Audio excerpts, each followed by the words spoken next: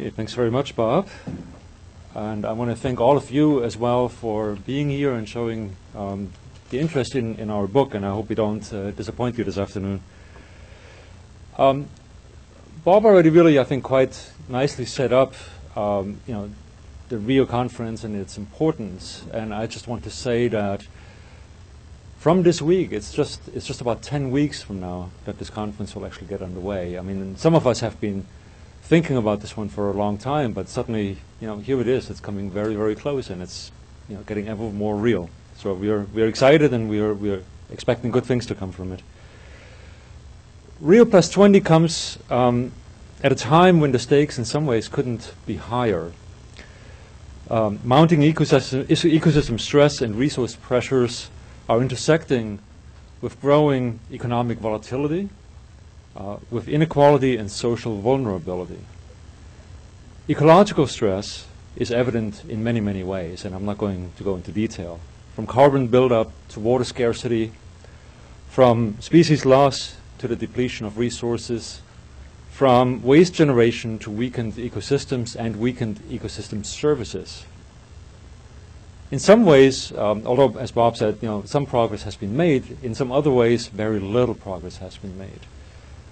In fact, one could argue that environmental governance, if you think of it in sort of very broad terms, has largely taken a backseat these last 2 decades to a process of corporate-driven globalization. And this is a process that has also led to a number of important socio-economic consequences, not just environmental ones. A series of economic bubbles has repeatedly destabilized even national economies or even the world economy, as we all saw unfolding since 2008. Let me just go to my next slide. As you can see here, we have now a growing concentration of wealth at the top of the scale, growing inequality, so much so that the top 1% owns about 40% of global assets. If you look at the bottom 50%, you can barely see that little line. It's about 1% of global assets. This is the extent of the inequality that has arisen in this process that has nominally made us all richer. But, of course, the distribution of resources, of wealth, is quite unequal. What has happened in part is that for many people, wages have come under pressure. And in a relentlessly consumption-focused economy, what this means is that the only way you can keep up with the Joneses is either working more or going into debt. And that's something that in many, many ways I think is not very sustainable either. So in some ways, and I think you just saw this real brief before, you could argue that we're certainly mortgaging ourselves. We've seen this in very painful ways play out in the last 2 to 3 years, 4 years. But beyond that, I think we are increasingly running a danger of not just mortgaging ourselves, but also the planet. Let's hope that sign never goes up. I think this is what Rio in some ways is really about, making sure this sign does not go up. Now, increasing inequalities also play out in different ways. They de facto narrow the range of actors that have an effective voice in very important matters, from environmental issues to social and economic ones to political questions. So the developments that we have seen in some ways have actually brought about a growing crisis of legitimacy and a sense of disillusionment on the part of many, many people. You're all familiar with the next sort of set of pictures. The Occupy movement has gotten very, very prominent in a very little amount of time. And now we'll obviously have to see how this further plays out. But this kind of bottom-up mobilization that Occupy symbolizes, I think will have to play a very key part in bringing about a different kind of economics and a different kind of politics. One that ultimately really works for both people and the planet. As the title of our book suggests, our big aspiration is one of sustainable prosperity.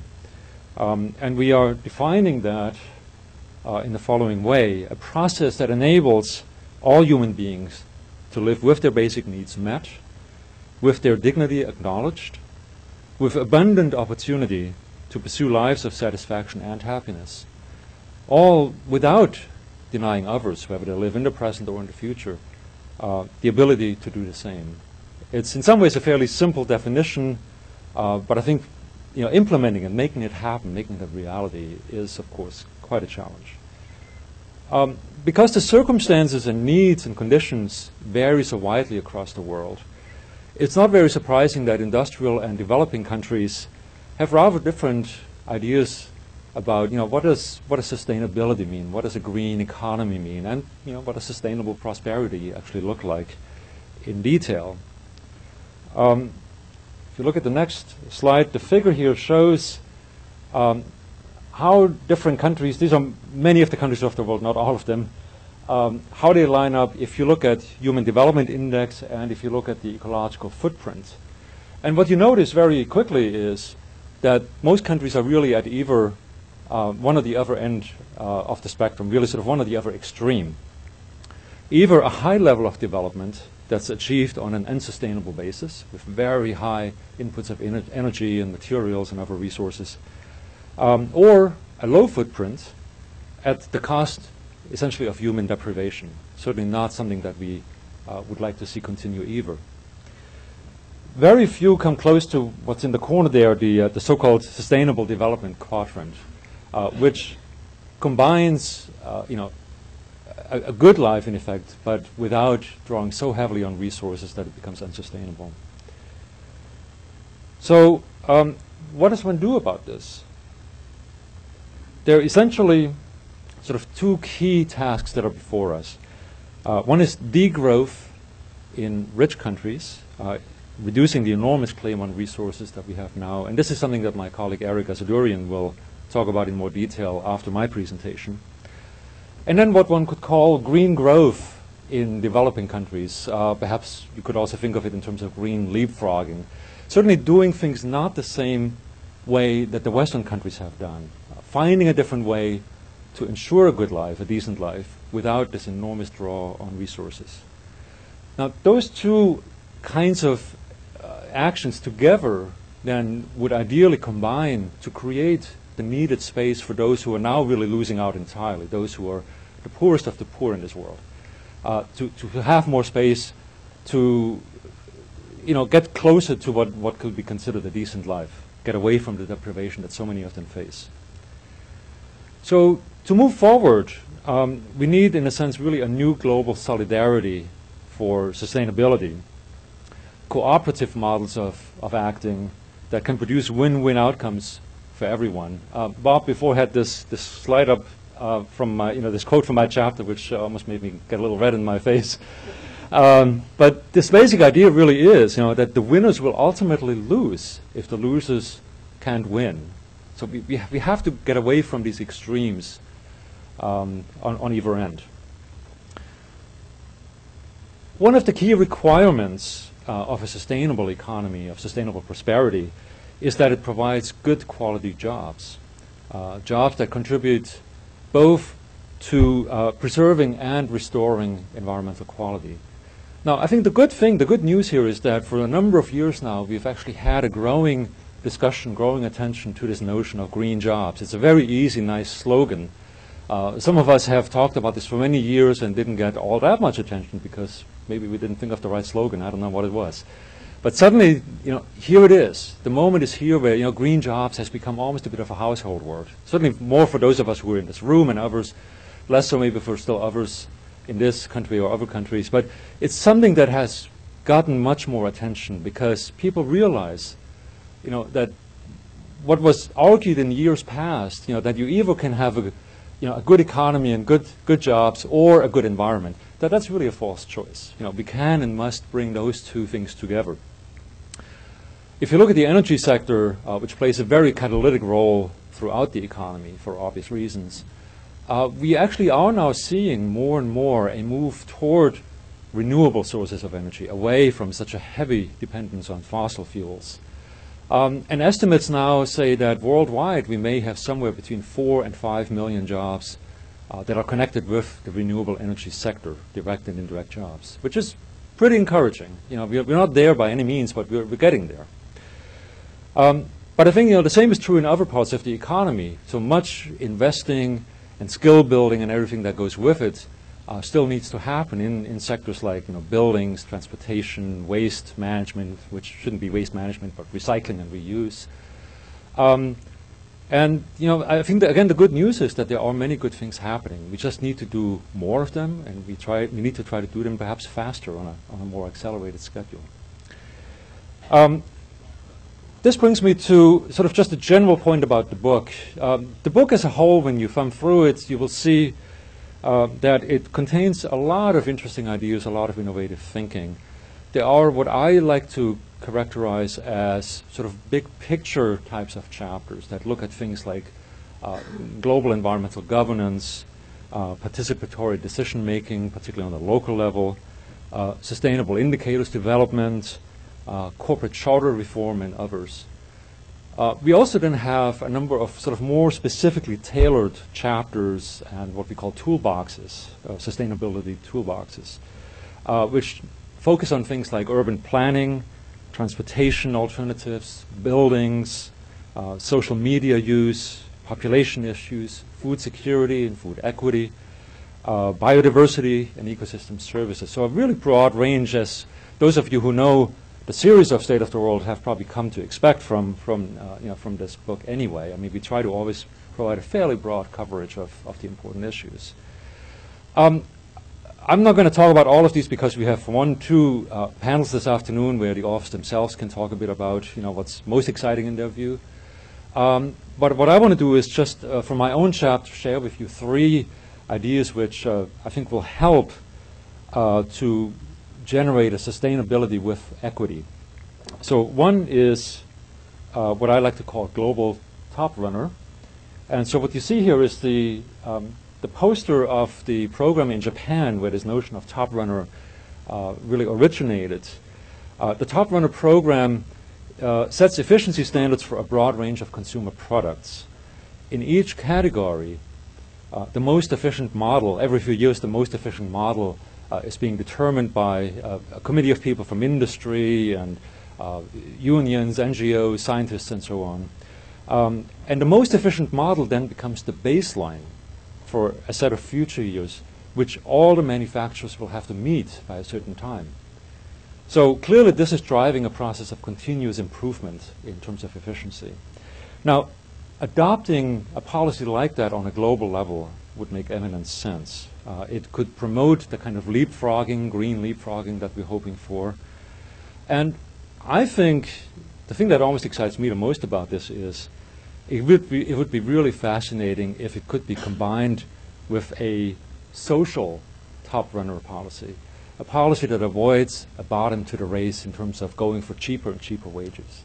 That I think is as important as making more efficient consumer products and so on. A second item is green financing. Inefficient products all too often have the advantage of seeming to be very cheap, right? If you look at the actual price tag in the store. Now, green products in comparison have very often a high upfront cost, and so are a little or very hard to afford and may just drive people to buy the cheap, inefficient stuff. So eliminating this disadvantage, I think, is really key, and it could be, in principle, accomplished by with the help of a public green financing program that offers preferential rates and loan terms for the more efficient products that are out there. And I think it would be especially effective if it could actually be combined with a top runner type policy, right? Because then you really bring these different tasks and ideas together. Third point is what I like to call pricing for sustainable well-being.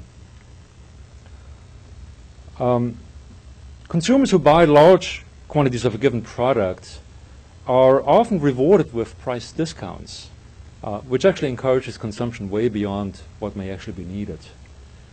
So in a green economy, I think we need a different kind of pricing system, allowing the consumption of goods in quantities that are consonant with a decent life at affordable prices. But then as usage goes beyond that threshold, and where the threshold lies in individual cases, of course, needs close consideration, making the prices then rise fairly steeply so as to discourage unnecessary consumption. If you look at the graphic here, this shows this for water pricing quite well. I'm not sure if those of you in the back can quite see what's going on in this graph, but what it shows, I mean, we just picked the two extremes on the bottom. There's the city of Dhaka, where for water use, it doesn't matter how much you actually use, right? If you use very little, you pay the same amount per unit, you know, as if you use a whole lot, right? Whereas if you look on the top, Dakar in Senegal does the very opposite, right? They offer a certain amount of water at a low rate. It then goes up a step, and then pretty soon really rises very, very steeply to about 3 to 4 times the amount that the basic unit of consumption costs you. And so that really, I think, sort of embodies this basic idea that I'm trying to tell you about. So I think a tiered pricing system like that would be quite useful, not just for water, but for a whole range of products and services. Now, I'm going to close in just a minute, but I want to leave you with sort of a broader thought. To reach sustainable prosperity, we need a whole lot of kinds of policies like this one and others. But I think we also need to look very carefully sort of at the big picture, as it were. And I think in particular we need a dose of what I would call economic democracy. We have a situation now where, of course, corporate actors are extremely powerful. Here in this country, corporations now have the same free speech rights as persons, and it has led to all kinds of consequences in terms of the influence of money on elections and on the whole political system, and that I think is a tremendous problem. Companies that are bound more closely to their own workforces and also to the communities that they're trying to serve, the markets that they're trying to serve, may play a more constructive role, right? Because there is more of a sense of being bound to something very specific instead of being sort of a footloose corporation that acts worldwide and really has absolutely no sense that there is any particular place that's called home. There aren't very many examples of these yet, but I want to point to one which I very briefly mentioned at the end of my chapter, which is the Mondragon Cooperative Corporation in Spain, in Basque territory, which has lived by these principles, participatory decision-making in terms of their own workers for many decades now, actually.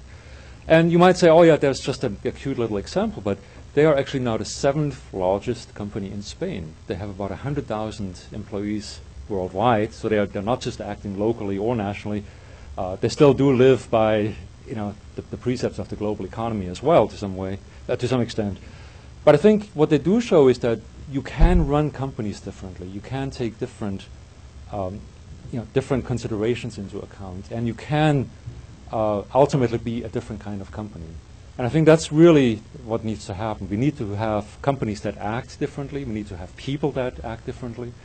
And we need to have governments that act differently.